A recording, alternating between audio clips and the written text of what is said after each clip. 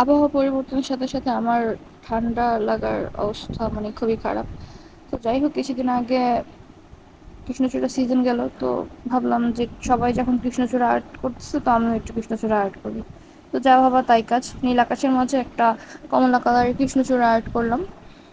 তো আকাশের মাঝে একটা কমলা কালারের কৃষ্ণচূড়া যখন আর্ট করতেছিলাম, তো কিছুটা আকাশি কালার রং কৃষ্ণচূড়ার ফুলের পাপড়ির মাঝখানে চলে আসে। তো ভেবেছিলাম যে কমলা কালার রং দিলে সেটা হয়তো চলে যাবে।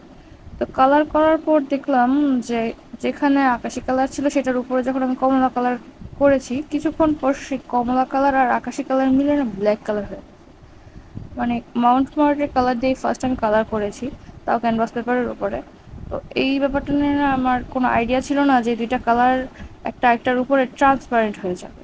তো এখন আমার কৃষ্ণচূড়া হয়ে গেছে ব্ল্যাক কালারের কৃষ্ণচূড়া, যেটা মানে দেখতে ছবিতে একদমই বিচ্ছিরি লাগতেছে। যে কেউ দেখলে ভাববে এই মেয়ে জীবনে কোনোদিনও কালার করে নাই, জীবনে কোনোদিনও পেন্টিং করে নাই। তো যাই হোক, আমার এই কৃষ্ণচূড়া পেন্টিংটা কেমন হয়েছে আপনারা সবাই একটু কমেন্টে জানিয়ে দেবেন। অ্যান্ড প্লিজ একটু লাইক কমেন্ট করবেন, না করলে কীভাবে হয়, আর নাহলে আমার পেজটা গ্রোথ করবে কীভাবে। আমার পেন্টিং কি এতই খারাপ হয়, এতই পচা হয়? সবাই আমাকে একটু সাপোর্ট করবেন।